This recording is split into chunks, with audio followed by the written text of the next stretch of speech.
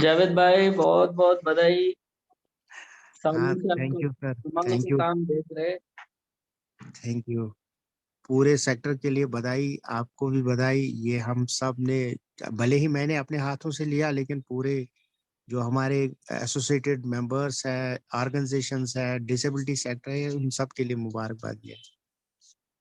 मान बिल्कुल लीजिए जावेद कि मैंने भाई, उनके बिहाफ से लिया।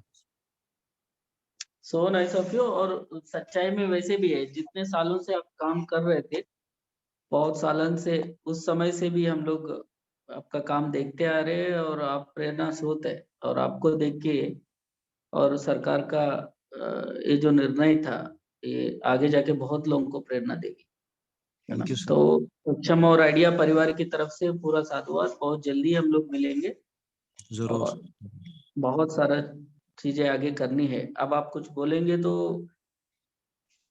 मीडिया भी लिखेगी, आपके बारे में भी लिखेंगे, और आप जो भी बोलेंगे वो भी लिखेंगे। तो अब आप एक बड़ा इन्फ्लुएंसर हो गए सेक्टर के लिए। Thank you sir. इस वजह से हम लोगों को बहुत खुशी है जी। थैंक यू जल्दी ही सर। मिलते हैं जावेद भाई, आपका इंटरव्यू हो जाए जरूर। उसके बाद। जरूर। जी जी, thank you so much. Nikhil sir हमारे बीच में सर, और मैं चाहता हूँ कि एक्चुअली कल जब आपके साथ कनेक्ट कर रहे थे तो पूरी टीम हमारी थी, वो सब लोग भी बहुत एक्साइटेड थे आपसे मिलने के लिए, जी। और उन सब लोगों ने भी आपको विशेस दिए हैं। एक थैंक वीडियो यू। हमने छोटा सा रिकॉर्ड किया है, वो मैं आपको भेज दूंगा सर। और निखिल सर से मैं आग्रह करूंगा कि सर प्लीज आप अपने विशेस रखें। म्यूट पे हैं सर आप। निखिल सर, आप म्यूट पे हो। Nikhil ji, good afternoon, how are you? Good afternoon. नमस्कार सर, अस्सलाम वालेकुम सर। मैं ठीक हूँ वालेकुम सर। सलाम। और बहुत बहुत बधाई मलिक सर ने और विनय भाई ने आपको बधाई दी। मैं भी अपनी ओर से बहुत बधाई देता हूँ। आपने बिल्कुल सही कहा सर। हम पूरी डेवलपमेंट सेक्टर, एनजीओ सेक्टर में आपका पद्मश्री मिलना 2021 का बहुत प्रेरणादायी हम सब लोगों के लिए है सर। और अपार खुशी है सर। और जिस पृष्ठभूमि में आपने काम शुरू किया सर, उसके बाद भी चुनौतियों को हम लोग सब लोग समझ सकते हैं बिना उस परिस्थिति में रहे हुए। और उससे जैसे उबर कर और जिस मजबूत इरादे के साथ आपने काम किया है सर, हम सबके लिए बहुत प्रेरणादायी है। और थैंक यू। आपने बिल्कुल जायज कहा कि ये सिर्फ अनंतनाग के लिए नहीं, कश्मीर के लिए नहीं, पूरे देश के लिए, और खास करके विशेषकर हम तमाम सारे जो स्टूडेंट ऑफ डेवलपमेंट सेक्टर है उन सब के लिए बहुत प्रेरणादायी है सर। तो बहुत बहुत बधाई, मुबारकबाद सर। और जैसे विनय भाई कह रहे थे कि कल पूरी आइडिया की टीम लाइन पे थी। आज सभी लोग, कुछ लोग विजिट पे गए हुए हैं, कुछ प्रोसेसेस चल रहे हैं। तो उन सब की तरफ से सर बहुत बहुत बधाई, मुबारकबाद।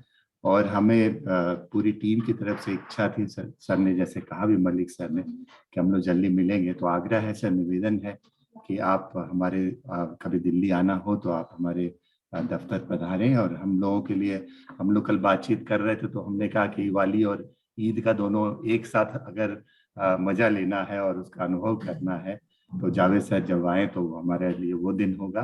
तो सर बहुत बहुत पुनः बधाई, और मार्गदर्शन के लिए अपेक्षित है सर, उम्मीद। और आगे हम लोग बिल्कुल आपसे, बिल्कुल हमेशा रहे हैं प्रेरणा। और जिस प्रकार से आपने पूरे डिसेबिलिटी राइट पे काम किया है, वो हम लोगों के लिए एक टॉर्च लाइट की तरह है सर, लाइट हाउस की तरह है। वो हमें मार्गदर्शन करता है, सर ने जैसे कहा।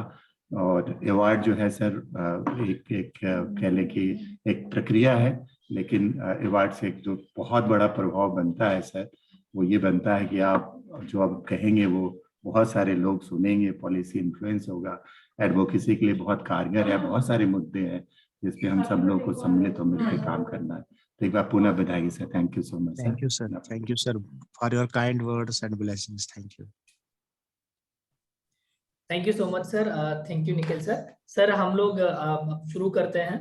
तो इस इंटरव्यू में सर मेरे साथी हैं अरविंद जी। अरविंद यादव है, वो भी आपसे कुछ सवाल पूछेंगे। सवाल क्या है सर, कोशिश करेंगे कि थोड़े से समय में जो जर्नी है, जो आपने सालों बड़े संघर्ष और बड़ी मेहनत और ईमानदारी के साथ की है, उस जर्नी को हम कैसे समेट पाए। तो बहुत बहुत स्वागत है सर आपका। और मैं बहुत छोटे से एक सवाल से ही शुरू करना चाहूंगा कि आपका सर बचपन कैसे बीता। और मेरा बचपन बचपन में बहुत ही आपके क्या क्या ख्यालात थे, कुछ सपने थे, कैसा दौर था? मेरा बचपन बहुत ही अच्छा गुजरा। और एक फैमिली में मुझे बहुत लाभ था, क्योंकि मैं सबसे छोटा था। मेरे दो बहनें और एक भाई है, मतलब भाई दो बहनें हैं हम। तो परिवार में छोटा होने के कारण जो मेरी बड़ी बहन थी उसने भी मुझे पाला है, काफी प्यार दिया है। दूसरी बहन ने भी, क्योंकि वो मुझसे 5-6 साल बड़ी थी। तो फिर भैया और मैं 2 साल का फर्क था उनमें।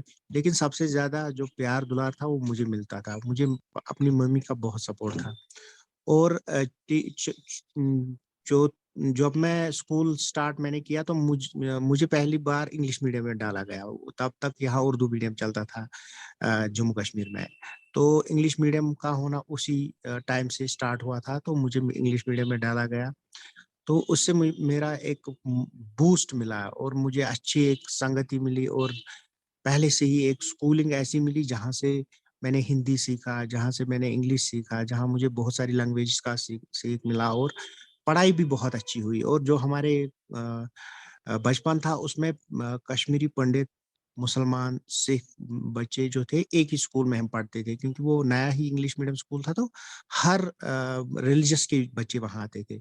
और वहाँ पे ये था कि हर रिलीजियस की किताबें भी पढ़ाई जाती, वहाँ गीता पढ़ाई जाती और मुस्लिम बच्चे बैठ सकते थे वहाँ।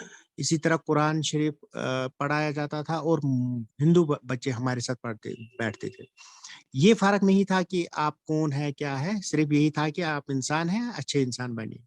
ये एक मेरे लाइफ में बहुत बड़ा बूस्ट मिला। और जो मैंने बचपन गुजारी वो उस मोहल्ले में गुजारी जहाँ पे मतलब ज्यादा इकोनॉमिकली अच्छे बैकग्राउंड से लोग नहीं थे। तो उन बच्चों के साथ खेलना, उनके उनके घर जाना, वो मुझे मौका मिला। और ज्यादा रिसोर्सेज भी नहीं होते थे, तो कभी कभी ऐसी शैतानियां भी करते थे। घर में चोरी छुपे कुछ लेते थे तो इकट्ठे मिल बांट के खाते थे।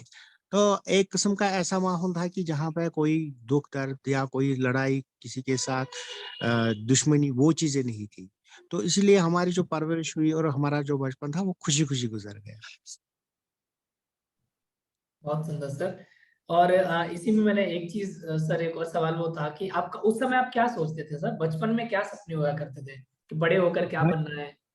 बचपन में तो ये सोच कभी नहीं होती है, लेकिन कुछ कुछ चीजें अच्छी लगती है। मुझे लगता मतलब जज का ड्रेस मुझे बहुत अच्छा लगता था, काली कोट टाई और डेस्क पे बैठना, ऑर्डर करना, वो मुझे बहुत अच्छा लगता था।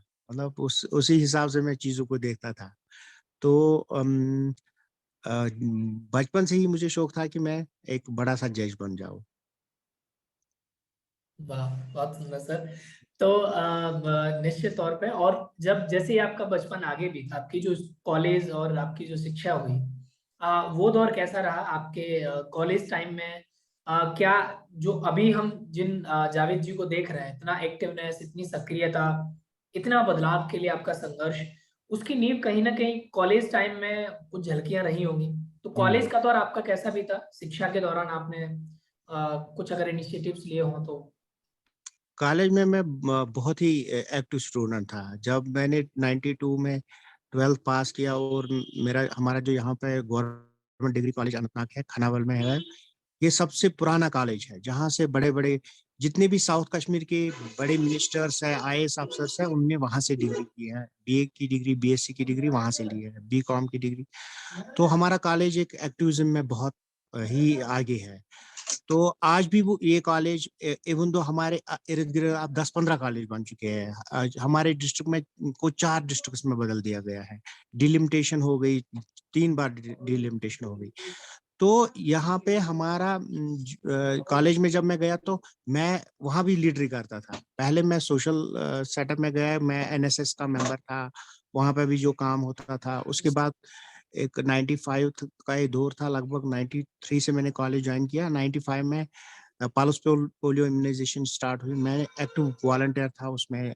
नेशनल स्कूल हेल्थ प्रोग्राम था कि बच्चों की हेल्थ को देखा जाए, तो मैं वॉलंटियरिज्म करता था अपने हेल्थ डिपार्टमेंट के साथ। उसके बाद जो हमारे कॉलेज स्टूडेंट्स थे, हमने वहाँ एसोसिएशन बनाई तो मुझे प्रेसिडेंट बनाया गया। तो मैं वहां पे भी एडवोकेसी में मैं बहुत आगे था और काफी शोर मचाता था। ये मेरी आदत थी बचपन से। तो इसलिए मतलब कहीं ना कहीं वो चीजें भी लेके मैं आगे चला। बिल्कुल सर, और कहीं ना कहीं वही चीजें आज दिखती हैं सर। अब सर मैं आना चाहूंगा कि वो एक हादसा बहुत मुश्किल होगा हालांकि उसके बारे में दोबारा से बात करना, लेकिन जिसने आपके जीवन को बदल दिया पूरी तरीके से। और जो कहिए कि जो जो जावेद जी उस समय सक्रिय थे, उससे भी कई गुना ज्यादा एक जीवन को बदलकर उसकी वजह से बहुत सारे लोगों को जो आज जीवन मिला है या जिन बच्चों का आप भविष्य संवार रहे हैं, उस अगर हादसे के बारे में अगर आप शेयर करना चाहें सर। वो एक छोटा सा हादसा था जो मैं समझता हूँ कि जरूरी होना था, मेरी लाइफ को चेंज करने में वो जरूरी था। क्योंकि बीइंग ए मुस्लिम हमें हमेशा यही रहता है कि अल्लाह ताला ने जो हमारे लिए रोड मैप तैयार किया है, हमें उस पे ही जाना है। दुनिया में कोई ऐसी चीज नहीं है कि जो हम खुद कर सके और अपने हिसाब से जीवन जिए, ये तो हो ही नहीं सकता है। हमारा रोड मैप पहले से ही बना है, हमें जन्म के साथ ही जन्म कुंडली हाथ में दी जाती है, लेकिन हमें पता नहीं होता है कि कहाँ से क्या हो जाएगा।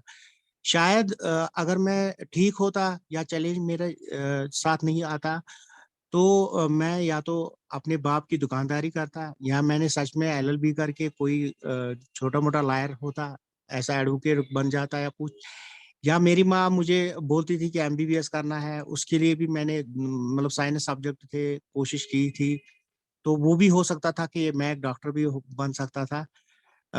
इवन मेरी सिलेक्शन हुई थी, ईरान में मेरी सिलेक्शन हुई थी, लेकिन उस दौर में यहाँ पे कॉन्फ्लिक्ट ज्यादा था और भारत सरकार ने उस पर रोक लगा दी थी कि ये ईरान जब जाते हैं लड़के तो शायद ये किसी और चीज के लिए भी जाते होंगे। तो वेरिफिकेशन हुई, सिर्फ इतना मसला हुआ कि मुझे मार्च में जाना था, अक्टूबर तक ये डेफर हो गया। लेकिन अक्टूबर तक डेफर होने की वजह से मैं मार्च में ही इस प्रॉब्लम में आया। मेरे कमर में एक गोली लगी जिसकी वजह से मैं परमानेंटली डिसेबल हो गया और व्हीलचेयर पे आया। डॉक्टर्स को मैंने लिखा कि आया आप मुझे कैसे देखते हैं कि मेरा फ्यूचर क्या हो सकता है। तो उनने एक डॉक्टर जिसने मेरी स्पाइनल फिक्सेशन की, एसएमएचएस में जो यहाँ का बड़ा स्टेट हॉस्पिटल है और बोन एंड जॉइंट हॉस्पिटल है जहाँ से हड्डियों का इलाज किया जाता है, स्पाइनल कॉर्ड इंजरीज और स्पाइन की जो सर्जरीज होती है वहीं पे होती थी। तो उनने लिखा कि आपको कुछ टेबल वर्क करनी चाहिए क्योंकि स्पाइनल कॉर्ड इंजरी ही एक ऐसी ग्रेशियस इंजरी है जिसका कोई इलाज नहीं है और रिजनरेशन बिल्कुल भी नहीं है। साइंसी तौर पे आपको भी पता होगा कि एक ऐसी चीज है जिसको रिजनरेशन पावर बिल्कुल भी नहीं होता है और even a scratch sometimes can take 10-20 years to heal up. तो मुझे ऐसा लगा कि मतलब 2-3 दिन मेरी काफी परेशानी बढ़ गई कि आप मुझे क्या करना चाहिए, मैं क्या करूं। तो उस डॉक्टर ने मुझे लेकिन एक सजेशन लिखी थी कि you should use the wheel chair और उस टेबल पे आप काम स्टार्ट करो। तो मेरे मामा जी यहाँ पे बैठे थे, तो वो उसने दूसरे ही दिन में मुझे एक टेबल बना के दिया, बोला कि चलो इससे भी देखते हैं कि टेबल पे में भी आपकी मेहनत बढ़ जाएगी। तो मैंने लिखना स्टार्ट किया। जो मेरी ताकत है वो कलम की ताकत है। मैंने हमेशा जोर दिया कि मैं कुछ ना कुछ लिखूं। मैंने तब पहले जो स्टार्ट की एडवोकेसी वो अपने आप पे की कि मेरे साथ ऐसा हादसा हुआ, मेरी बहन को नौकरी दी जाए, या मतलब मुझे बहुत सारे पैसे खर्च हो गए, 4-5 लाख रुपए मतलब खर्च हो गए, तो मुझे इसका कंपनसेशन सिर्फ यहाँ पे पर्सन विद डिसेबिलिटी जो कॉन्फ्लिक्ट की वजह से होते हैं उनको 75,000 रुपीज परमानेंट डिसेबिलिटी को दिया जाता है। तो 75,000 के में क्या हो सकता है। तो उसमें मैंने ह्यूमन राइट्स कमीशन को लिखा, मतलब घर बैठे ही मैं ये चीजें लिखता था, मेरी आदत हो गई लिखने की। फिर जब ऑर्गेनाइजेशन और बच्चों के साथ मैंने स्टार्ट किया एक उनको पढ़ाना, बच्चों को पढ़ाना अपने माहौल में, तो फिर उनके लिए जो कभी कभी लिखता था डिप्टी कमिश्नर एजुकेशन ऑफिसर्स को, बच्चों को ये प्रॉब्लम है, आर्फन बच्चों बच्चों के लिए यहाँ पे वो नहीं है, ज्यादा फैसिलिटीज नहीं है। क्योंकि मेरे पास ऐसे बच्चे भी आए थे जिनको मतलब कॉन्फ्लिक्ट की वजह से वो आर्फन हुए थे। उसमें मिलिटेंसी हिट विक्टिम भी थे और आर्मी की गोलियों की वजह से भी कुछ लोग मारे गए थे, उनके बच्चे भी थे। तो उन बच्चों को ये भी पता नहीं था कि हम किस चीज का हिसाब ले रहे हैं, मतलब उनके पास ना कोई रिसोर्स था। उनको लिखा जाता था कि ये मिल्टन से हिट विक्टर है, इनके फादर डायरेक्टली मिल्टन है, तो फिर उनको कोई पेंशन नहीं दिया जाता था, कोई बेनिफिट नहीं दिया जाता था, वो उनको बिल्कुल खराब हालत में वो थे। तो उसमें मेरे बहुत सारे लड़के ऐसे थे जिन्होंने बहुत मदद की, और उन फैमिलीज में हमने थोड़ा थोड़ा सपोर्ट किया। हम क्या सपोर्ट कर सकते थे, लेकिन थोड़ा सा सपोर्ट हमने स्टार्ट किया, एजुकेशनल सपोर्ट, और उनके बच्चे पढ़ाई लिखाई में थोड़ा आगे हो गए, और बहुत सारे प्रॉब्लम्स इनकी उस वजह से दूर हो गई। जो मे बी वो बच्चे ड्रॉप आउट होते हैं अक्सर, जिनको थोड़ी बहुत ये दिक्कत थी कि किताबें नहीं थी, कापियां नहीं थी, तो वो उसी से मैंने स्टार्ट किया, उसी कैंपेन से मैंने स्टार्ट किया, एजुकेशन फॉर अंडर प्रिविलेज्ड।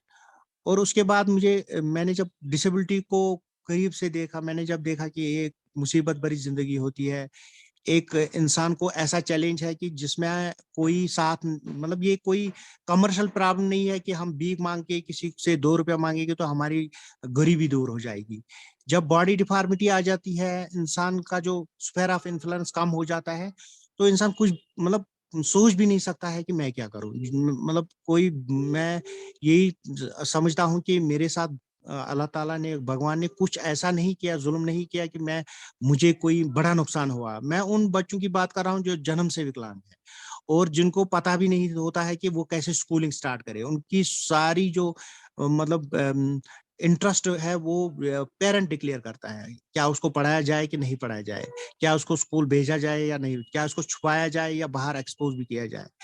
लेकिन मुझे ये प्रॉब्लम कम से कम नहीं हुई, मेरी फैमिली ने इतना सपोर्ट दिया, मैं जहाँ भी गया, बाहर गया, जम्मू चला गया, दिल्ली चला गया, मेरे साथ मेरे घर के सभी मेंबर्स ने उसका सपोर्ट किया। जब मैंने बच्चों को एजुकेशन देना स्टार्ट किया, तो मेरे इसी कमरे में से स्टार्ट हुआ, और मेरे घर में वो बच्चे चाय भी पीते थे, खाना भी खाते थे, दिन में 10 बार झाड़ू मारना पड़ता था, क्योंकि घर में 50 बच्चे 60 बच्चे आ जाए तो वो घन तो हो जाएगी। तो उसमें पेरेंट सिस्टर का बहुत साथ रहा, उन्होंने मुझे ये कभी नहीं होने दिया, क्योंकि उनको एक चेंज मुझ में लगी कि आफ्टर माय दिस सिट्रस, उनको लगा कि जावेद के दिल में कुछ खुशी है।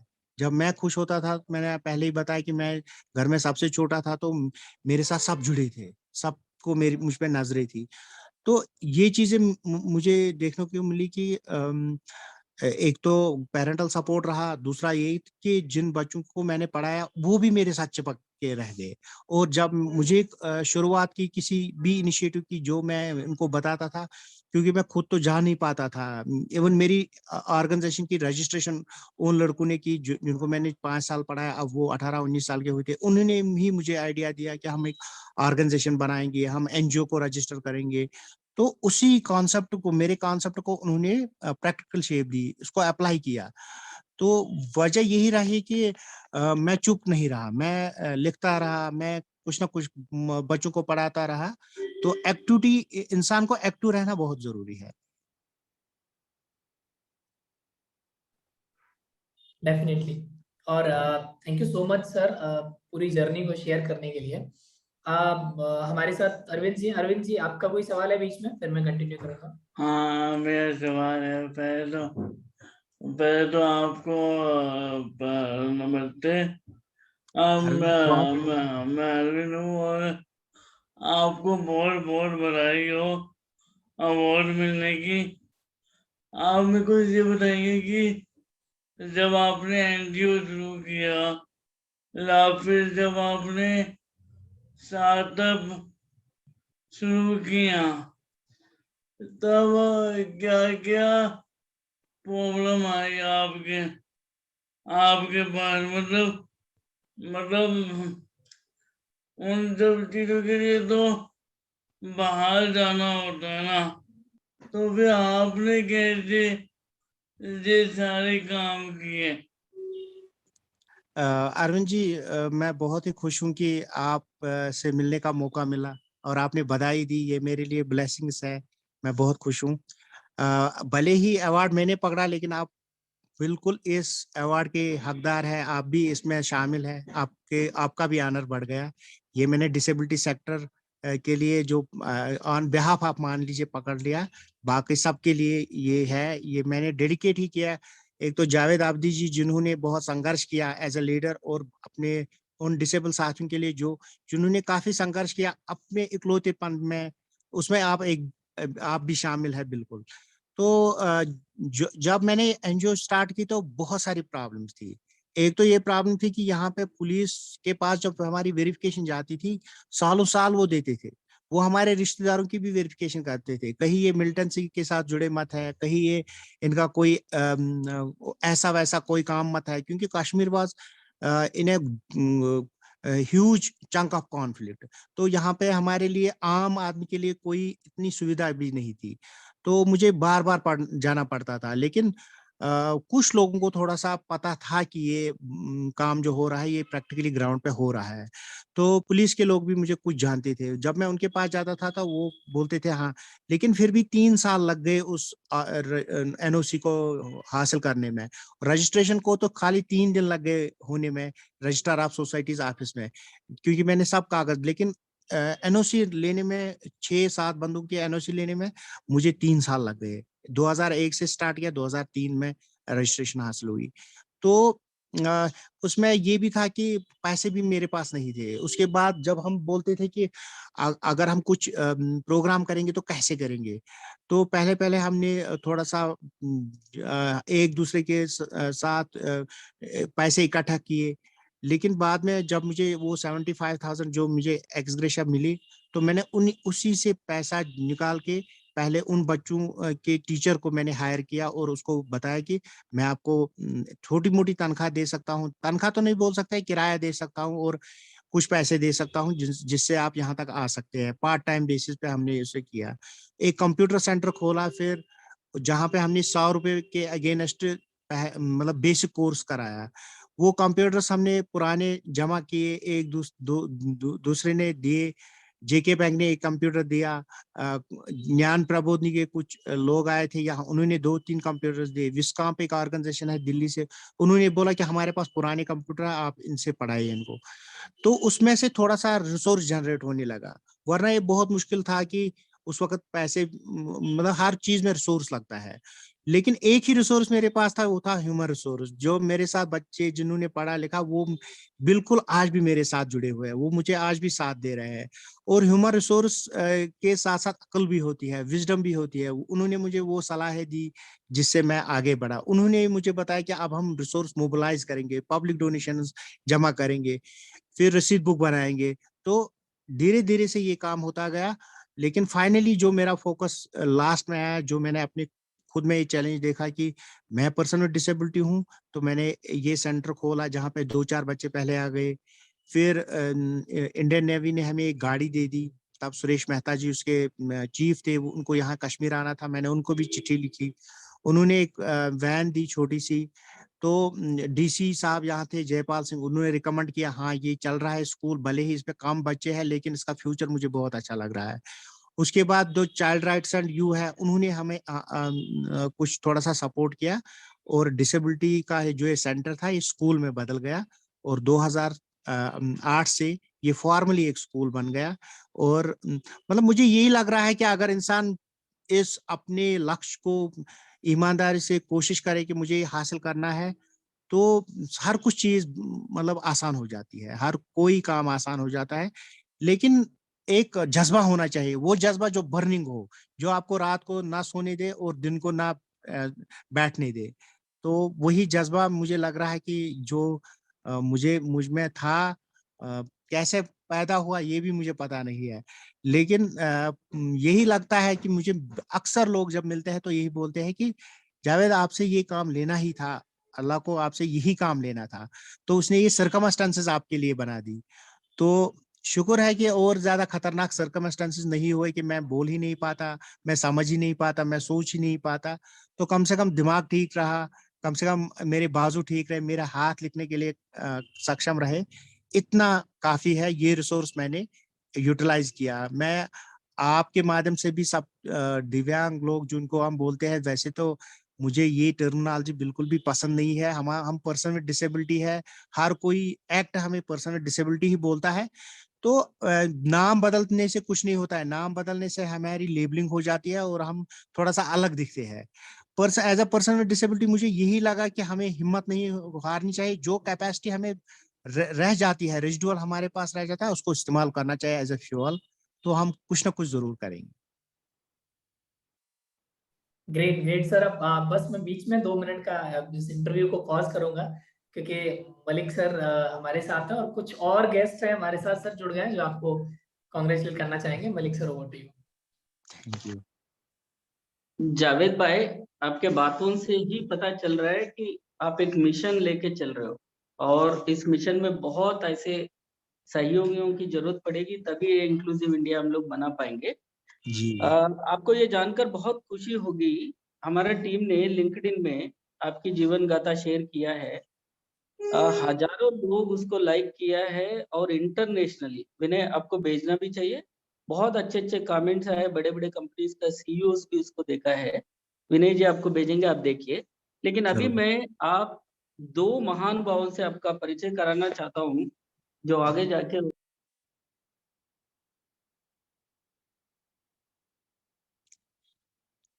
आवाज नहीं आ रही है। के सुकुमार राष्ट्रीय स्वयंसेवक संघ के प्रचारक है, और खुद गोल्ड मेडलिस्ट है, एमडी है, और हम सबके मेंटर है।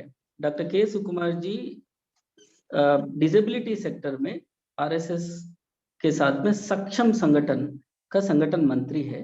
देश भर में इसको एक मूवमेंट बनाने में डॉक्टर के सुकुमार जी की प्रेरणा रही है। तो अभी मैंने जस्ट रिक्वेस्ट किया और आपके बारे में बताया कि आपको आशीर्वचन ये बजाई दे, तो he was very happy to join. Thank you very much Sukumar ji. और सक्षम के राष्ट्रीय अध्यक्ष श्री गोविंद राज जी, जो खुद दृष्टिबाधित है, विजुअली चैलेंज्ड है, लेकिन बड़ा एंटरप्रेन्योर है मदुरई से, वो भी साथ में है। और हमारे साथ है जावेद हबीब जी। जावेद हबीब जी को तो दुनिया जानती है, आप भी जानते होंगे। और बिल्कुल जावेद भाई बिल्कुल। को मैंने कहा, मैं पिछले 4 साल से जावेद भाई को बोल रहा हूँ कि आपको मैं देखना चाहता हूँ पद्मा अवार्ड्स में। तो अभी मैंने कॉल करके बताया, कोई नहीं, जावेद भाई को तो पद्मश्री मिल गई, अब दूसरा जावेद भाई पद्म विभूषण लेके अगले साल। जावेद भाई, बहुत बहुत स्वागत है, आप लोगों का नमस्कार, आशीर्वाद क्या हाल जावेद है? जी। अस्सलाम वालेकुम जावेद भाई। वालेकुम सलाम जावेद भाई, क्या हाल है? मेरा नाम भी बहुत ही आप ही खुशी हो जैसा रही है। है कि आप तो स्टाइलिश लोगों में बड़े महान हैं। हमें तो बोलना पड़ता है कि हम जावेद हैं, लेकिन जावेद हबीब को तो सब जानते हैं। बहुत ही खुशी हो रही है कि आपसे मिलने का मौका हमें सक्षम वालों ने दिया। तो ये तो जावेद भाई, शुरुआत करेंगे आपसे एक वादे के साथ। अगले बार बोलिए। जब भी जावेद तक साहब दिल्ली होंगे, हाँ हाँ आपके साथ एक हेयर कट करके सेल्फी खींचे तो यार लगेगा मैं कश्मीर आ जाता हूँ, उसके लिए ऐसी कौन सी बड़ी बात है, please. Thank you, God bless you. ऐसी बात नहीं है। देखिए, मैं मानता हूँ कि जो मुझे अल्लाह ताला ने, भगवान ने दिया है, वो सब लोगों के लिए दिया है। और मैं सही चाहता हूँ कि मैं दुनिया में हर इंसान के बाल जरूर एक बार ही जरूर काटूं। ये मेरा मिशन है। मेरा मिशन पता क्या है? कमर्शियल नहीं, मेरा मिशन क्या है कि जो मेरे हाथ में हुनर है, अगर लोग मानते हैं, ये हुनर सब लोगों के लिए है। ये तो सच्ची बात हुनर, तो ये है। ये तो वो हुनर है जो इम्पोर्टेंट है। जब मैं अपने आप को दाढ़ी में देखता हूँ, ज्यादा बाल में देखता हूँ, तो मुझे बहुत डर लगता है। मुझे लोग क्या कहेंगे, बूढ़ा हो गया, वो है, ये है। तो जब आप जैसे लोग हमें संवारते हैं तो हमें दुनिया पसंद करती है। मैं तो आपको सलाम करता हूँ, यू आर द बेस्ट। क्योंकि हेयर कटिंग तो इंसान को बहुत पहले से ही जरूरत है, जब से जन्म लिया है। मैं पहले आपको बहुत हमारे इंटरेस्टिंग बाल बात बताता हूँ। मैं आपको एक बहुत इंटरेस्टिंग बात बताता हूँ। कोरोना टाइम में लोगों को एक चीज का पता चल गया। लोगों ने गाड़ी साफ कर ली, खाना बना लिया, घर साफ कर लिया, बाल कोई नहीं काट पाया। मतलब एक नाई की इंपॉर्टेंस कितनी स्ट्रांग थी। बिल्कुल बिल्कुल सर, बिल्कुल सही बात। चलिए, आपको बहुत मुबारक हो। और बहुत जल्दी मिलेंगे। जब भी आप दिल्ली आते हैं, मैं कश्मीर आता हूँ, बहुत जल्दी मिलते हैं। पक्की बात है। इंशाल्लाह जरूर जरूर। ठीक थैंक यू। है, चलिए, खुदा हाफिज थैंक है, यू। खुदा हाफिज। बहुत अच्छा लगा, बहुत बहुत बहुत अच्छा लगा। धन्यवाद थैंक यू। जावेद भाई, thank you any so much. Any any time. Thank you. Thank you. Thank you so much. Thank you. मैं अनुरोध करूंगा डॉक्टर के सुकुमार जी से, अगर वीडियो एक बार ऑन हो सकता है तो। सुकुमार जी और गोविंद राज जी साथ में है।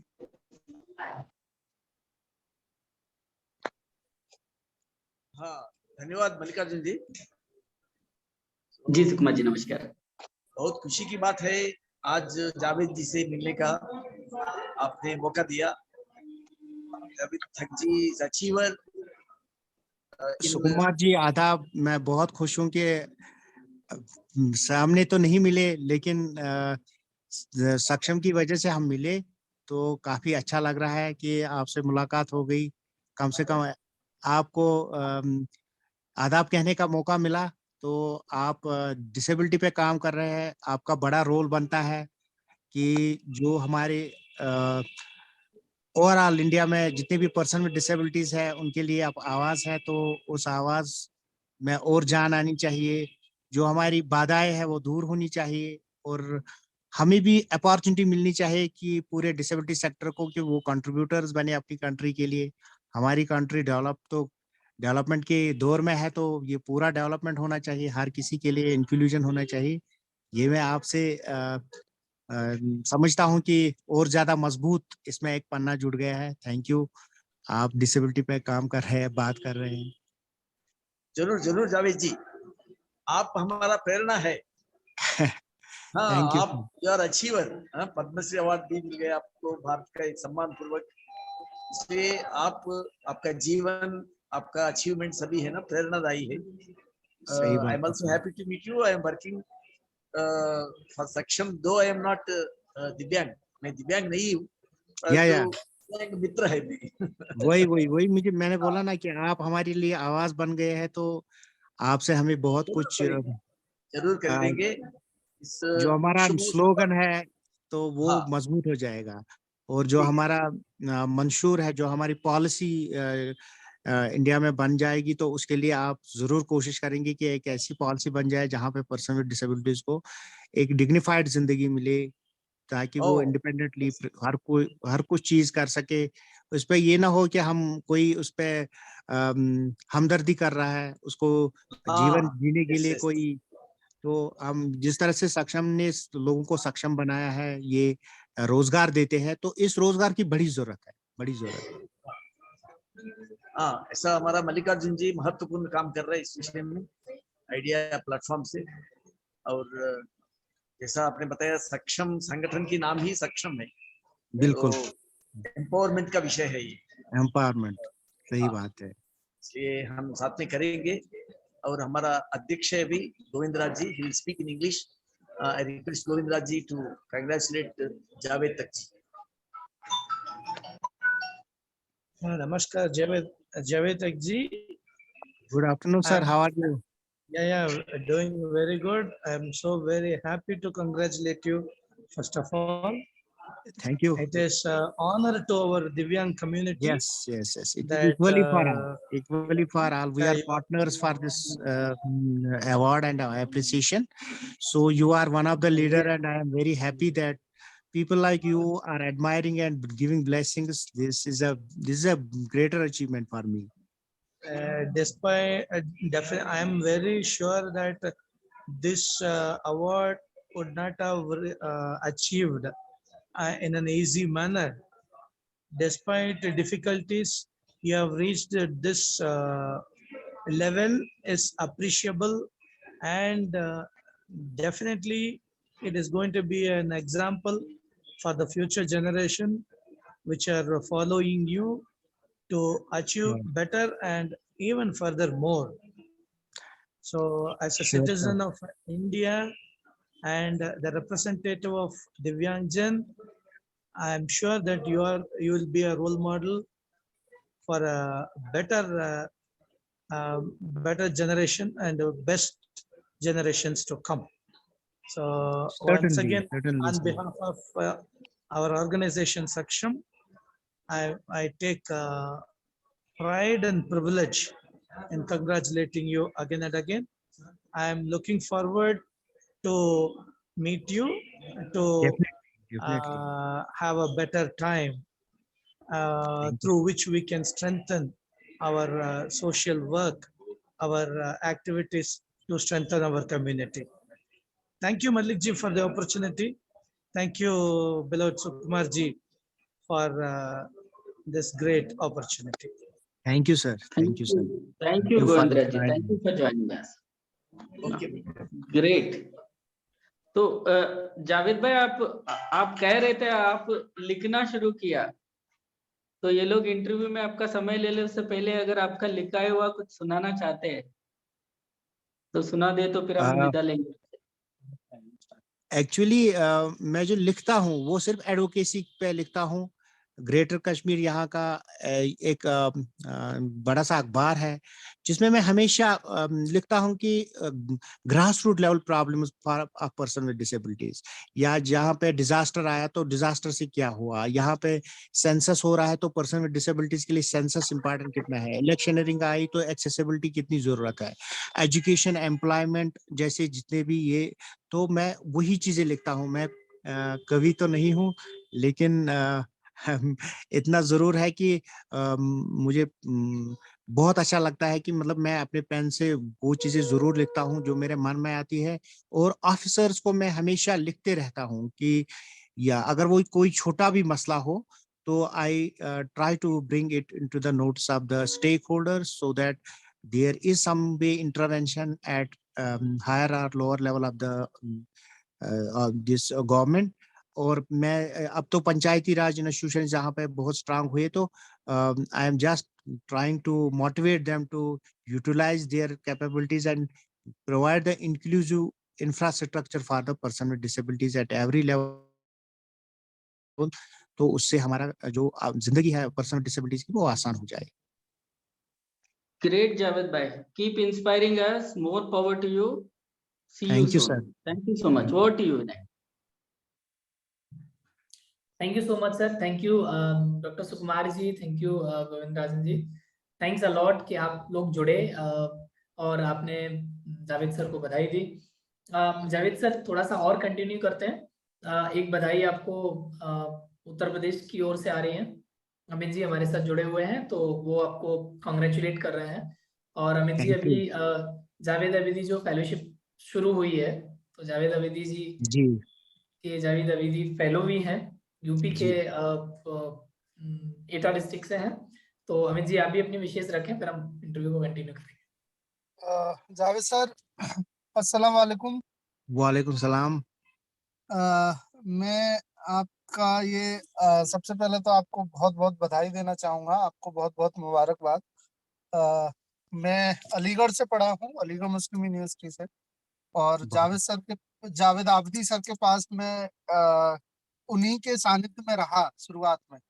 उन्होंने बहुत सारी टीचिंग्स दी मुझे, और वहीं पे मैं संध्या धार जी से मिला। सही है ना? बिल्कुल। she always appreciates you lots of time. I talked with her, तो she is a मतलब आपकी बहुत बड़ी प्रशंसक है ना, वहीं पे काम कर रही हैं। And lots of time I talked with her about कि डिसेबिलिटी, मतलब ये कोरोना के टाइम में भी क्या स्टेटस रहा श्रीनगर में, जम्मू में और श्रीनगर में अलग अलग सिचुएशंस रहती हैं। मेरा रूम पार्टनर था, he was from Jammu Toda district, Khalid वानी।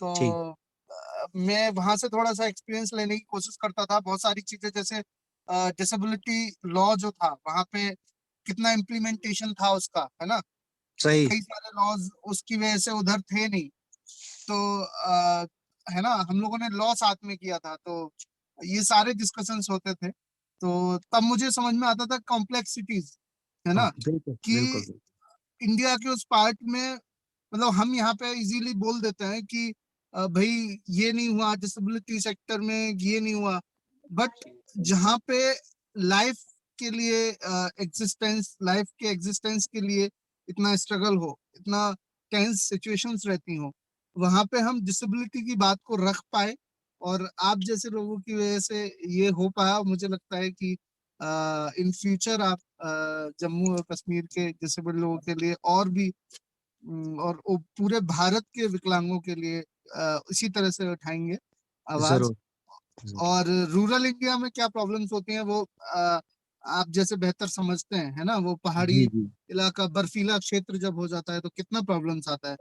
तो इसी तरह से मैं एक गांव में रहता हूं, तो किस तरह से एक गांव में रहने वाले विकलांग की एक्चुअल समस्याएं क्या हैं, तो मुझे लगता है कि आप उनको बेहतर रिप्रेजेंट करते हैं, और आपसे मिलकर बेहद अच्छा लगा मुझे, और congratulations once again. Thank you Amit ji. आप उस चीज के साथ जुड़े हैं जिसको आपको बहुत फायदा उठाना चाहिए। आप जावेद आबदी के नाम पे जो फेलोशिप चल रही है, जी और जी जावेद आबदी के कुछ ख्वाब थे। वो चाहते थे कि पर्सन विद डिसेबिलिटीज कभी बेगर्स ना बने, वो कभी सिर्फ ये ना देखे कि कहाँ पे उनको बेनिफिट मिलेगा।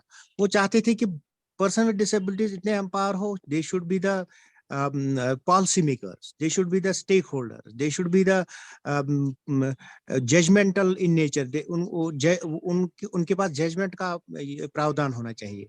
तो जब मतलब मैंने उनके साथ कम से कम 18 साल रिग्रेसली मैंने उनके साथ बैठा उठा। वो काफी तेज मिजाज के आदमी थे। वो किसी भी चीज को वो बोलना होता है तो मुंह पे बोलते थे। वो एक उनकी मतलब सबसे बड़ी जो लोग उनको कभी कभी ना मतलब उनसे दूर भी हो जाते थे क्योंकि वो हाँ बड़े तेज किस्म के आदमी थे। लेकिन जिस तरीके से वो चीजों को लेते थे, वो माइन्यूटली जो बारीक बीनाई से देखते थे कि आखिर गांव में क्या प्रॉब्लम है, शहर में क्या प्रॉब्लम है, पॉलिसी में कौन सा नुक्स है, हमारे एक्ट्स में क्या प्रॉब्लम है, इम्प्लीमेंटेशन कहाँ पे ये चूक हो रही है, कहाँ पे आरटीआई फाइल करना है, कहाँ पे पीआईएल फाइल करना है। वही एक महान ऐसी हस्ती है जिन्होंने हमें आईएएस में दाखला दिलवाया। प्राइम मिनिस्टर के जी साथ ये खुद मिले, कोर्ट गए, एक्सेसिबल इलेक्शन का कॉन्सेप्ट उन्होंने लाया।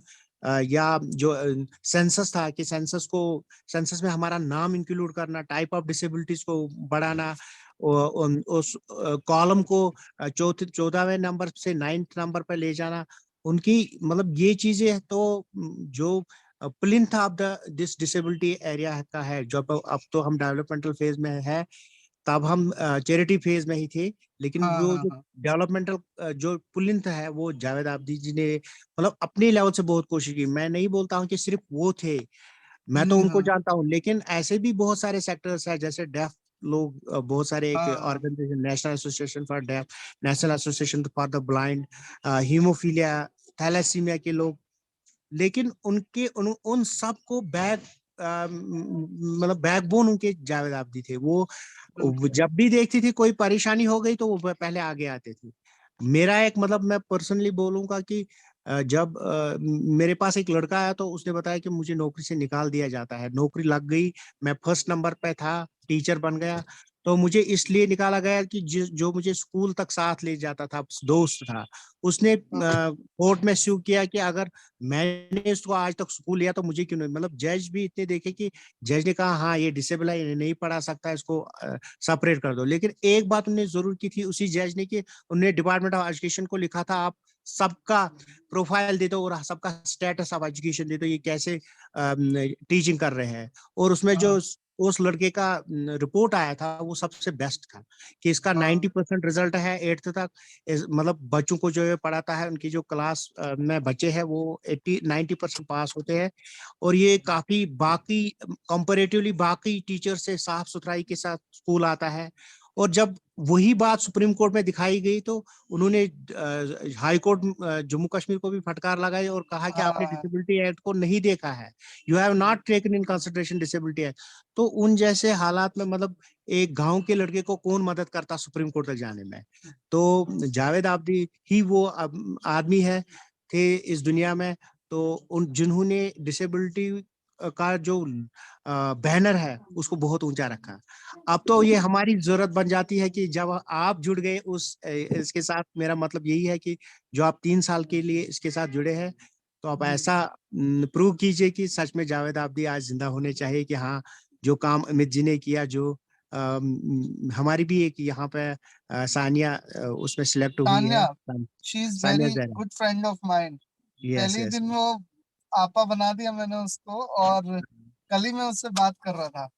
तो सानिया इज आल्सो मेंशन करना, हाँ उसके मेरे अब साथ फादर से एसोसिएटेड भी है। मिला।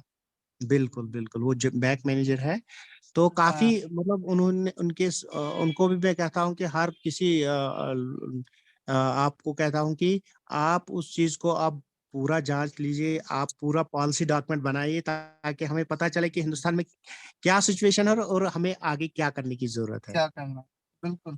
तो वी बहुत आर बहुत with you, thank you. Amit ji, thank you thanks so much. Thanks a lot. Thank you so much कि आप जुड़े। और जावेद सर, थोड़ा सा एक्चुअली हमने आपसे प्रॉमिस किया था 30 मिनट के लिए, लेकिन थोड़ा सा लंबा चला गया क्योंकि शुभकामनाएं भी जरूरी हैं बाकी लोगों के साथ। अरविंद जी आप अपना सवाल रखिएगा, फिर एक दो सवाल और हम ठीक लेंगे। है महाराज जावेद जी, हमने आपसे 3 मिनट मांगे थे पर इतना ज्यादा टाइम लग गया, कोई बात नहीं। मैं भी मतलब फिजिकली हैंडीकैप लोगों के लिए राइड वगैरह पे काम कर रहा हूँ, तो ये बताइए कि आपके बच्चों के बारे में और आपके स्कूल के बारे में, क्योंकि आपने उनको अपना अवार्ड डेडिकेट किया है, और क्या उनमें उन स्कूल में क्या यूनिक, क्या अनोखी बात है? अभिनय भैया, मैं एक बार मेरी बात समझा देना। जी जी समझ गया जावेद जी, नहीं, पूरी मैं तरह समझ से गया, मैं समझ गया। मेरे साथ आप जैसे बहुत सारे दोस्त हैं, राजीव रंजन है चेन्नई से, दीपक है जो, उनसे मैं आज से 14 साल मैं सब कुछ समझ लेता हूँ कौन क्या बोलता है। आपने जो बताया कि आप मेरे बच्चों के बारे में अनुभव जानना चाहते हैं, अब मैंने उनके नाम पे डेडिकेट किया अवार्ड, तो उनके साथ मुझे क्या ये मिला। देखिए अरविंद जी, जब बीच में कोई पर्सनल डिसेबिलिटी बन जाता है, जब डिसेबिलिटी बीच में आ जाती है, आप 20 साल खड़े जिंदगी देखते हैं और 20 साल के बाद आप डिसेबल हो जाते हैं, तो काफी कुछ एक्सेप्टेंस नहीं होती है। तो अगर मेरी एक्सेप्टेंस आ गई तो वो उन्हीं बच्चों से आ गई। जब मैंने उनको देखा कि बाय बर्थ, जिनको स्कूल बोल रहे थे कि आप ड्रॉप आउट हो, आप स्कूल नहीं आ सकते हो क्योंकि आपके लिए हमारे पास कोई प्रोविजन ही नहीं है, तो जब मैं उनके साथ बैठा तो वो इतने इंटेलिजेंट बच्चे हैं, वो उनका दिमाग इतना तेज चलता है, उनका हर एक चीज को वो पता है, उनको हर एक चीज को वो सोचते समझ के मतलब एहसास है उनमें। तो मुझे उनके साथ बैठने उठने से काफी एक्सपीरियंस बढ़ गई, और जो मुझे डिसेबिलिटी सेक्टर में आगे जाने का मौका मिला है वो उन्हीं की संगत में रह के मुझे मिला। अदरवाइज मैंने क्या किया होता, इस दुनिया में मैंने क्या किया होता। तो जो आप एक बच्चे को एक राह दिखा रहे हैं कि आप ये पढ़ो, और वो फिर वही राह इख्तियार करके पढ़ाई करता है और सक्सेस हासिल करता है, तब जाके मुझे पता चल जाता है कि हाँ, ये बच्चे सच में ओबीडेंट बच्चे हैं। वो सच में ओबीडेंट बच्चे हैं, जो उनको हम बोलते थे वही वो करते थे, तभी वो भी पास हो गए, तभी उनने भी सक्सेस हासिल की। और जो उनमें क्षमताएं हैं, मैं लिख के देता हूं कि जम्मू कश्मीर में एक वक्त हमारा डिसेबिलिटी सेक्टर इतना स्ट्रांग होगा कि हम राइट्स बेस्ड अप्रोच पे ही चलेंगे, हम अपने कानून के हिसाब से ही चलेंगे, और ऐसा नहीं होगा कि कोई हम पे ये कहेगा कि हम आप पे मिन्नत रखते हैं, कि हम आपको खाना देते हैं, या बल्कि हमारे लोग, हमारे डिसेबल कम्युनिटी के यूथ जो होंगे वो दूसरों को खाना खिलाएंगे, इतनी उनमें क्षमता है। तो वही जान के मैंने देखा कि जो ओबिडेंस उन्हें दिखाई, जो एजुकेशन उन्हें हासिल की, और जो इस वक्त भी वो मतलब हर बच्चे ने मेरा स्टेटस रखा था 2-3 दिन के लिए कि Javed sir we are with you. तो मुझे ऐसा लग रहा था कि अगर मेरे अपने बच्चे भी होते तो 2 दिन के बाद उनको भी गलत लगता है कि क्यों स्टेटस रखेंगे पापा का। तो मेरे इतने बच्चे हैं तो वही सबसे बेस्ट बच्चे हैं, और उनके जो जज्बे हैं, उनके जो हौसले हैं वो काफी बुलंद है। और उन्होंने मुझे प्रूव करा के दे दिया कि जो स्कूल ने ड्रॉप आउट किया था, स्कूल ने बोला था ये अक्षम है, और उन्होंने बताया कि नहीं, हम सक्षम है। तो यही, इसीलिए मैं उनसे ये कहता हूँ कि ये अवार्ड उनका है, ये अवार्ड उन यूथ का है जो सच में अपने बलबूते पे आगे चल रहे हैं। बिल्कुल निश्चित तौर पे। और बिल्कुल बिल्कुल आपकी तस्वीरें भी हम लोग देख रहे थे कल बच्चों के साथ, बहुत सुंदर तस्वीरें हैं। जावेद जी, एक और कुछ आखिरी सवालों में, एक और सवाल मेरा ये है कि आपको पद्मश्री अवार्ड मिल चुका है, उसके साथ साथ बहुत सारे लोग हैं जो देश भर से आपको शुभकामनाएं भी दे रहे होंगे, जुड़ भी रहे होंगे। तो आने वाले समय में आपका अब क्योंकि फिर अब आप एक संस्था के नहीं रह गए, एक स्कूल के नहीं हो गए, अब आप पूरे भारत के प्रतिनिधि हो गए, पूरे भारत के डिसेबिलिटी सेक्टर के प्रतिनिधि हो गए। तो अब आपका विजन क्या है? अब आप आगे की जो राह है आपकी, आगे जो आप प्लान कर रहे हैं, आप आगे जो आप विजन कर पा रहे हैं, किस तरह के हैं? और उसमें आपको देश भर के जो अलग अलग हिस्से से लोग आपको सुन रहे हैं, वो कैसे आपके मिशन में हिस्सा बन सकते हैं? अ, चूंकि मिशन तो हमेशा एक ही होता है। जब हम मिशन की बात करते हैं तो जब पर्सन विद डिसेबिलिटीज को हम बताएंगे कि आपकी क्या प्रॉब्लम है, वो भारतवर्ष में लगभग लगभग एक जैसे हैं। फिर तो वो लोकल लेवल के कुछ चैलेंजेस अलग से होते हैं, लेकिन accessibility, education, employment, independent living in the community, dignified life, ये मेरे ऐसे 3-4 उसूल है जिनको मैं देखना चाहता हूँ कि इंक्लूसिव इंडिया होना चाहिए, एक्सेसिबल इंडिया होना चाहिए। जो कैंपेन्स यहाँ पे चली है, प्राइम मिनिस्टर ऑफ इंडिया ने जो एक्सेसिबल इंडिया कैंपेन चलाई, मैं उसको मजबूत करना चाहता हूँ और पूरे इंडिया में एक्सेसिबिलिटी होनी चाहिए पर्सन विद डिसेबिलिटीज के लिए। और यही है कि जो पर्सन विद डिसेबिलिटीज की कैपेसिटीज है उनको इस्तेमाल करना, उनको ये भरोसा दिलाना कि जो आप में कैपेबिलिटीज है वो बहुत सारी हाई कैपेबिलिटीज है, वो आपका कुछ भी कर सकते हैं। तो सिर्फ हमें उनको रास्ता दिखाने की जरूरत है।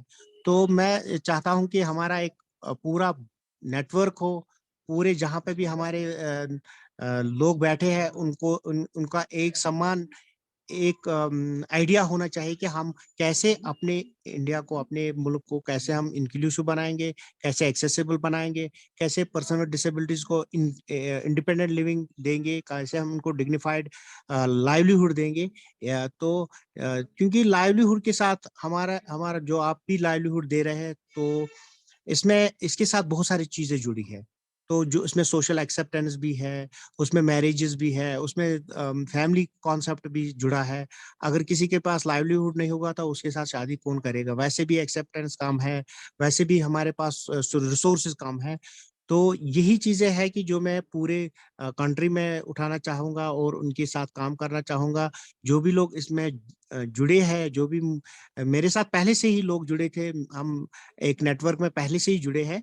तो कम लोगों को मेरे बारे में पता था, लेकिन मुझे भी बहुत सारे लोगों ने आज बधाई दी जिनको मैं नहीं जानता था। उन्होंने अपना इंट्रोडक्शन दिया फेसबुक के जरिए, सोशल मीडिया पे बहुत सारे चैनल्स के जरिए, डायरेक्टली कांटेक्ट करके। तो ऐसा लग रहा है कि हर कोई रेडी है, ऐसा नहीं है कि हाँ रेडी कोई नहीं है। तो सिर्फ है जरूरत, जैसे आपने बताया कि स्टार्टअप की जरूरत है, कहीं पे स्टार्ट करने की जरूरत है। वो चिंगारी मैं डाल दूंगा इंशाल्लाह, और जरूर ये एक मिशन बन जाएगा, मिशन मशाल, जो जिससे पूरे भारतवर्ष में एक लाइट आएगी और पर्सन विद डिसेबिलिटीज अपने आप को इंडिपेंडेंट देखेंगे और सक्षम भी देखेंगे। बिल्कुल, निश्चित तौर पे। और शुक्रिया। आखिर में बस एक छोटा सा सवाल, थोड़ा सा जज्बाती है, लेकिन मैं पूछना चाहता हूँ, हमारी पूरी टीम भी जानना चाहती थी। आपका कोई सपना है? मिशन विजन तो ठीक ही है, उसके अलावा अगर कोई सपना हो आपका? हाँ, सपना बस यही है कि जो डिसेबिलिटी सेक्टर है वो कभी भी किसी अंडर प्रिविलेज्ड इसमें ना आ जाए, वो हमें मार्जिनलाइज्ड ना देखा जाए। मैं यही सपना लेके आगे बढ़ रहा हूँ कि एक दिन ऐसा है जब सोशल सिक्योरिटी खत्म हो जाएगी और हम रिसोर्सफुल हो जाएंगे, हम अपने दम पे कमाई करेंगे और यहाँ से कंट्रीब्यूट करेंगे अपने इंडिया के लिए, अपने गवर्नमेंट के लिए, जो वो बाकी उन लोगों को दे सकते हैं जो ओल्ड एजड है, जो नहीं काम कर पाएंगे, जो काफी इस हालत में है कि जिनके पास अब इतनी ताकत नहीं है कि वो कमा सकेंगे, तो उनको भी हम खिलाना चाहेंगे। तो बाकी सपना यही है कि पर्सन विद डिसेबिलिटीज इंडिपेंडेंट हो। बिल्कुल। और चलते चलते जावेद साहब, आखिरी बस कि आप, अगर आपको बहुत सारे लोग सुन रहे हैं, उन लोगों से भी अगर आप कुछ कहना चाहें, क्योंकि भारत में दौर तो बदल रहा है, लेकिन अभी भी आप थोड़ा अचानक से सरप्राइज जैसा लगता है कि अगर कोई पीडब्ल्यूडी कुछ अचीव करता है, जैसे पैरालंपिक में एक तरीके से हमने धमाल मचा दिया, तो हाँ, बहुत बिल्कुल। खुश थे देश भर के लोग, लेकिन फिर भी एक उस नजर से देख रहे थे कि अरे इन्होंने कैसे कर दिया। तो उसको लेकर अगर आपको किसी को संदेश देना हो कि पीडब्ल्यूडीज और उनका पोटेंशियल, और ये लोग क्या कर सकते हैं, और भारत को लेकर जो पर्सन विद डिसेबिलिटीज का कंट्रीब्यूशन हो सकता है, जो पोटेंशियल यूटिलाइज करना भी बाकी है, उसको लेकर अगर आपको कोई संदेश हो सभी लोगों के लिए, देश भर के लोगों के लिए। जो नेशनल डिसेबिलिटी नेटवर्क था उसमें मुझे लगभग हर प्रकार के पर्सन विद डिसेबिलिटी के साथ आमना सामना हुआ, हर किसी के साथ बातें हो गई हर, और मैंने देखा कि जो हमारा ब्लाइंड सेक्टर है काफी मजबूत है, काफी इंटेलिजेंट है, और डेफ सेक्टर जो हमारा है वो तो मतलब आप समझ ही नहीं सकते हैं। आप मैं तो उस चीज को एक्सप्रेस ही नहीं कर पाता हूँ कि उनमें कितना दम है। जो बाकी डिसेबिलिटीज के लोग हैं, जैसे मैं चेन्नई में जो आवाज एक बनी है, जो लोगों की एडवोकेसी है इलेक्शन के बारे में, एक्सेसिबिलिटी के बारे में, मेंटल हेल्थ के बारे में, तो मुझे लगता है कि थोड़ा सा कहीं पे गवर्नमेंट को और पॉलिसी बदलने की जरूरत है, और वो देखेंगे कि we are not the parasites, we are the contributors, हमारे पास पोटेंशियल है, और जो भी पर्सन विद डिसेबिलिटीज है जिन मतलब उनको चाहिए कि अपनी कैपेसिटी को जांचे कि क्या वो कर सकते हैं और उसको यूटिलाइज करें और हिम्मत ना हारे। तो फिर आप देखेंगे कि ऐसा दौर जल्दी ही आ जाएगा, जैसे 2025 तक किसी ने लिखा था कि हम डेवलप करेंगे। मैं समझता हूं कि अगर हम भी पर्सन विद डिसेबिलिटीज की ओर ध्यान दिया जाएगा, पॉलिसीज थोड़ा बदल जाएगी, इसमें थोड़ा सा और बूस्ट आ जाएगा, तो 2025 तक ऐसा भारत होगा जहाँ पे इंक्लूजन जरूर होगा, कोई भी मतलब पीछे नहीं लैग करेगा। बिल्कुल निश्चित तौर पे, और आइडिया भी सर, आइडिया का जो सिंपल सा मोटो है वो है कि making India inclusive capital of the world. जब पूरे दुनिया भर में इंक्लूजन की बात हो तो उसमें इंडिया जो है वो कैपिटल होना चाहिए, एक मॉडल के रूप में आना चाहिए। जैसे विश्व गुरु की हम सही बात बात करते हैं तो इंक्लूजन में भी इंडिया विश्व गुरु होना चाहिए। बहुत शुभकामनाएं सर, बहुत बधाइयां, और आपकी पूरी जर्नी को सुनकर बहुत प्रेरणा मिली, बहुत आनंद आया। आपने समय दिया सर हमें, आपका मार्गदर्शन ऐसे ही हमें लगातार मिलता रहे, और बहुत बधाई। निखिल सर से मैं आग्रह करूंगा कि सर एक बार आप पुनः धन्यवाद ज्ञापन कर दें, और फिर हम इसको कंक्लूड करेंगे। Thank you Ravi sir, brother, thank you. Puri ji Ravi sir, पूरी जो यात्रा अब तक की रही है आपकी, वो आपका पूरा जीवन शैली, आपकी सोच एक प्रेरणादायक है सर, और ये बहुत उम्मीद जगाता है सर दिल में, जिस बड़े उद्देश्य के लिए आप काम कर रहे हैं। मुझे वर्ष ठीक से याद नहीं है सर, मैं क्राई के लिए काम करता था 2008-9 में। मैं अनंतनाग गया था सर, और आपके यहाँ गया था, शुभेंदु जया वगैरह हुआ करते थे बिल्कुल उसमें। बिल्कुल हाँ, बिल्कुल तो मैं गया था, वो मुझे आपने क्राई बोला तो मुझे याद आ गया कि मैं गया था। सही, शुभिंदु और और गया जी हमेशा आते जया, हैं। वो दोनों साथ थे मेरे। मैं राजस्थान और एमपी देखता था, तो उन्होंने कहा था कि चलते हैं हम ठीक लोग ठीक इस बार कश्मीर। तो मुझे बहुत सारे वाकये याद आ गए। वो लॉन में बैठ के हम लोग चेयर पे बहुत बातें की थी, और सारे वाकये अचानक याद आ गए सर। सही तो बात है। बहुत बहुत शुक्रिया सर, तमाम सारी चीजों को उस समय भी प्रेरणा लेके मैं व्यक्तिगत रूप से आया था सर, और आज हम सब पूरी आइडिया की टीम और सभी साथी जो जुड़े, वो आपकी यात्रा, आपका काम बहुत प्रेरणादायी है सर, और बहुत बहुत शुक्रिया। आगे के लिए बहुत सारी शुभकामनाएं, और इस उम्मीद के साथ कि हम सब लोग मजबूत तरीके से साथ काम करेंगे sir. Thank you so much sir. जरूर, thank you, thank you, thank you so thank much, you. Thank you so much, thank you Amit ji, और बहुत बहुत शुक्रिया निखिल सर आपका भी। Arvind ji thank you so much, बहुत शुक्रिया सर, और मोर पावर टू यू। निश्चित थैंक यू, सर बहुत जल्दी ही मुलाकात करना चाहेंगे आपसे, जब भी आप दिल्ली आए या फिर हम उधर आए तो जरूर मिलेंगे। You are the best facilitator and anchor, God bless you. Thank you so much sir, आशीर्वाद है आपका sir. Thank you sir, thank you thank sir, you sir. Thank you. खुदा हाफिज sir. Thank you, sir. Congratulations once again. Thank you all, thank you all, thank you Arvind, thank you.